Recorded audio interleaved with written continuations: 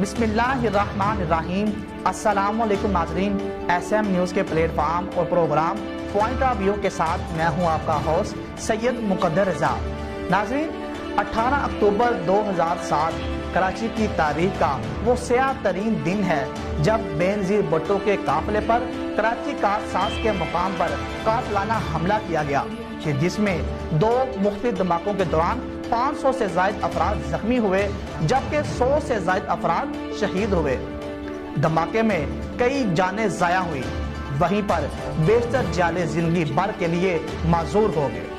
उन्हीं में से एक इरशाद हुसैन नामी शख्स भी शामिल है, जो वाक़े के रोज़ बेनज़ीर भुट्टो की सिक्योरिटी पर मामूर था, जो जिंदगी भर के लिए मजूर हो गया है, कि जिसने पिछले 14 साल से जायद का अरसा मजदूरी की हालत में बिस्तर पर ही गुजारा। इस हवाले से कराची से मोहम्मद साद अजीज़ी एक रिपोर्ट कर रहे हैं। आइए ये सारा मनाज़र जो है मोहम्मद साद अजीज़ी की इस रिपोर्ट में देखते हैं।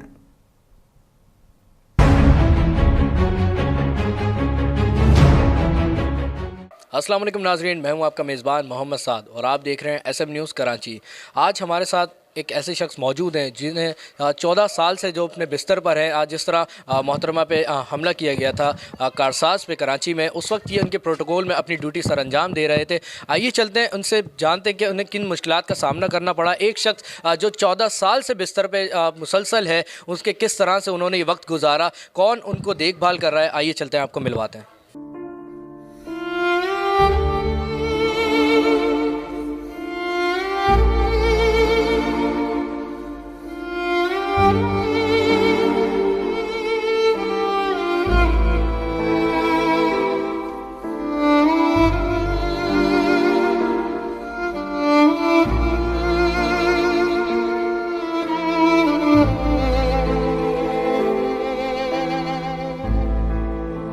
जी नाज़रीन, इस वक्त इरशाद हुसैन हमारे साथ मौजूद हैं।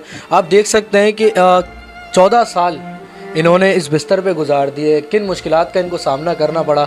आइए इनसे पूछते हैं कि उस वक्त क्या हुआ था, किस तरह ये अपनी ड्यूटी अंजाम दे रहे थे, पार्टी में किस लेवल पे काम कर रहे थे। अस्सलाम वालेकुम। वालेकुम अस्सलाम। मैं शहीद बेनज़ीर भुट्टो का जनिसार हूँ। मैं सैयद बैसर रज़ा आमिर शाह के साथ सिक्योरिटी दे रहे थे। हम 18 अक्टूबर वाले से 15 रात 15 दिन हमने फुटपाथों पे गुजारे। उसके बाद बम ब्लास्ट हुआ, हवा में उड़े, अड्डी टूटी, क्या हुआ अभी तक आपके सामने मजबूर पड़ा हूँ। तकरीबन 14 साढ़े 14 साल हो चुके हैं इस बात को। और बीवी मेरे पास सुबह 6 बजे अज़ीउद्दीन अस्पताल में आई थी। ज़ुल्फ़िकार मिर्ज़ा उनके साथ थे, तो मैं बेहोश था, लेकिन भले उसने बहुत सारे मुझसे वादे किए, इलाज का, इसका उसका, बच्चों का खर्चात, हर चीज़ माम उठा बनाने को तैयार है। ठीक है, बीवी जब तक ज़िंदा थी अल्लाह उसको बख्शे, बड़ी हेल्प की उन लोगों ने। उसके बाद मेरे अवेज़ मुज़फ़्फ़र ने नोटिस लिया, उसने भी मेरी बड़ी हेल्प की, बड़ी बहुत की, लेकिन अभी तक वो राब्ता उनके साथ मेरा नहीं है। उसके बाद सैयद गनी साहब ने मेरे साथ बड़ा ताउन किया, परियाल तालपुर ने ताउन किया, इलाज तक भेजा, मुझे चैना तक भेजा, लेकिन मेरे आरा मगज़ की नस जो है वो कट चुकी है, ना आरा मगज़ है ही नहीं अंदर, तो कैसे खड़ा हुआ चल फिर सकता हूँ। तो उसके अलावा इंसान के हिसाब किताब ही नहीं। तो 4 साल से मेरी तनख्वाह बंद है बिला लॉस से। और कोई आता है जी कि हम करवाते हैं आपका, और अगर नहीं करवाएंगे तो हम बंद करवा देंगे, और 50-50% में कोई हमारे साथ ताउन करो। तो मैं ख़ुद माजूर हूँ, बच्चे वाइफ का इंतकाल हो चुका है, वो भी साथ छोड़ चुकी है। तो बच्चों के हवाले से, और मैं ख़ुद बेड सोल है मेरे डिग्री के, किस तरीके से मैं लोगों से जो है ना भीख मांग के अपने आप को चला रहा हूँ तरीके से। अल्लाह रसूल गवाह है, मेडिकल का अभी भी मेरे ऊपर कर्जा चढ़ा हुआ है, 1 लाख से ऊपर का है।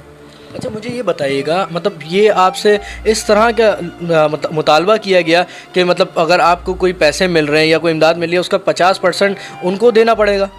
वो 50% कह रहे हैं हमें दो, फिर हम आपका कुछ बहाल करवाते तनख्वाह में। मतलब अगर जब आपने मना कर दिया कि मैं 50% नहीं दे सकता, तो इसका आपके पास जो पैसे आपको मिल रहे थे, जो तनख्वाह मिल रही थी, वो भी बंद कर दी गई? वो भी बंद करवा दी गई। आपने किसी पार्टी लेवल पे किसी को ये बताया आगे? मैंने सबको बताया, डिस्ट्रिक्ट, PS, कराची डिवीज़न, हर किसी को बताया, और लेकिन कोई रिस्पॉन्स नहीं आया। बिलावल भुट्टो मुझे नाम से जानते, इलाज की भी मैं बड़ा शुक्रगुज़ार हूँ कि इलाज के लिए मुझे जैना तक भेजा उन लोगों ने। लेकिन उसके बाद जब चेक बेला चेना के लिए गया वापस गया तो उसके बाद 4 साल हो गए, किसी ने पूछा नहीं।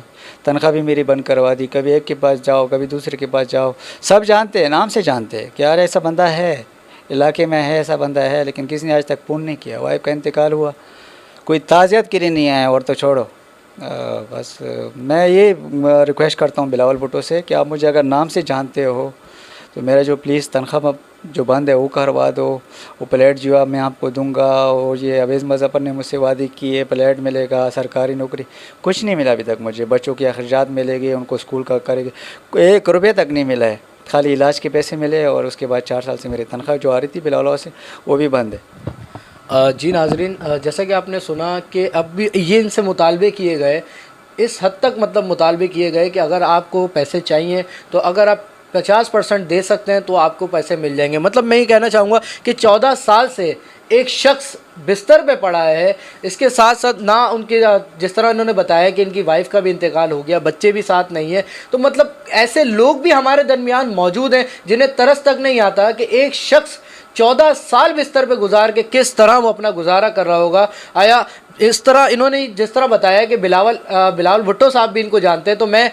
गुजारिश करूँगा इनकी तरफ से भी और तमाम लोगों की तरफ से भी गुजारिश करता हूं कि ऐसे लोगों को जिन्होंने पार्टी को वक्त दिया, जिन्होंने पार्टी के लिए अपने जानों के नजराने दे दिए, अपने कुर्बान कर दिया, आप ऐसे लोगों के दुकम से अपने लोगों का ख्याल रखें, अपने उन वर्करान का ख्याल रखें जो लोग आपको पूछते हैं, जो पार्टी के लिए आपके साथ खड़े हैं, ऐसे लोगों का बहुत ज़्यादा ख्याल रखा जाए। अच्छा, मैं ये चाहूँगा हमारे नाजरीन को बताइएगा कि आपके अभी ये जो पाँव का मसला, मतलब आपने जिस तरह बताया कि राम मगज़ की जो नस है वो कट गई है, आप किस तरह से गुजारा करते हैं? मतलब आप वॉशरूम वगैरह किस तरह से जाते हैं? मेरा हर चीज़ बेड पर है, बेड भी है, बस नहाने के लिए थोड़ा सा चला जाता हूँ, कभी कभार नहा लेता हूँ। बेड सोल है, पट्टी का सामान जो है ना बहुत महंगा है आजकल, आपको पता है महंगाई कहाँ तक चली गई है।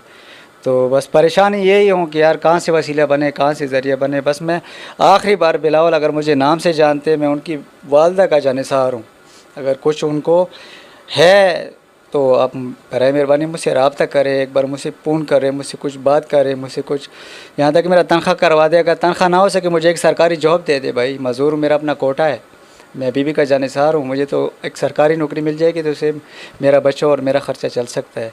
तो मैं रिक्वेस्ट कर सकता हूँ बिलावल भुट्टो जरदारी साहब से, और जरदारी साहब से ख़ास करके जो चेयरमैन है पार्टी के बिलावल भुट्टो साहब, परयाल बीबी, और आखिरी में मैं अवेज़ मुज़फ़्फ़र को जो बहुत मेरी हेल्प की है, सईद गनी साहब ने भी बड़ी हेल्प की है, लेकिन अवेज़ मुज़फ़्फ़र को मैं अभी भी उनका एहसान मेरे ऊपर मौजूद है, बड़े मेरी हेल्प की। लेकिन जब से वो चले गए तो सईद गनी ने मेरा थोड़ा सा देखभाल किया 2-3 साल तक, उसके बाद वो भी 4 साल हो गए मेरी तनख्वाह बंद है। बस मैं याद मददगार हूँ, बस गुजार। मतलब मेन मुतालबा आप ये करना चाहते हैं कि जिस तरह आपकी जो तनख्वाह आ रही थी उससे आपका गुजारा हो रहा था? हो रहा था, बिल्कुल मेरा गुजारा हो रहा था, बिल्कुल। मतलब अगर पार्टी आपकी तनख्वाह को दोबारा चला देती है तो मतलब आप अपना गुजारा और अपनी ज़िंदगी अच्छे से गुजार सकते हैं? बिल्कुल मैं गुजार सकता हूँ, लेकिन इस तरीके से चलाए मेरे से, इस तरह कोई वादा करे कि बंद नहीं हो, फिर मेरे रास्ते फिर बंद नहीं हो। कोई आके आप बंदा आए, कोई मेरी शिकायत कर दे और आपने तनख्वाह पीछे से बंद कर दी, ना मुझसे पूछा ना मुझसे डिस्कस किया वह मामला, बस उसने कुछ बोला तो आप लोगों ने मान लिया, ऐसे तो नहीं है ना। मैं भी तो जानिसार हूँ, मैंने भी तो कुर्बानी दी है। लोग बोलते हैं यार कुर्बानी कुर्बानी, मैं तो, मेरा अभी भी बेडसोल से खून जाता है रोज़ाना, मैं साफ कर रहा होता हूँ उसको, ज़ख़म है मेरे, मैं तो अभी भी कुर्बानी दे रहा हूँ, अभी भी चरपाई भी पड़ा हूँ। अगर शहीद हो जाता तो मेरी बीवी पे जान कुर्बान, लेकिन अगर मैं इस वक्त ज़ख्मी हूँ तो कम से कम मुझे इजाज़त के लिए कोई तो आना चाहिए, कोई तो देखना चाहिए। जी मैं इस वक्त बहुत शॉक्ड हूँ इस हवाले से। देखिए नाजरीन, हमारे बीच ऐसे लोग भी मौजूद हैं। आया आप किस तरह से गुजारा कर रहे हैं ये आपने देखा, और इन्होंने रिक्वेस्ट यही की कि आया जो इनकी तनख्वाह थी कम से कम उसको दोबारा शुरू कर दिया जाए। हमारे बीच ऐसे बहुत से लोग, आज SM न्यूज़ ने एक की आवाज़ उठाई है, इंशाअल्लाह हम हर उस मुस्तहिक की आवाज़ उठाएंगे जो लोग अपने माशरे में परेशान हैं। अपने मेज़बान मोहम्मद साद को दीजिए इजाज़त, अल्लाह हाफ़िज़।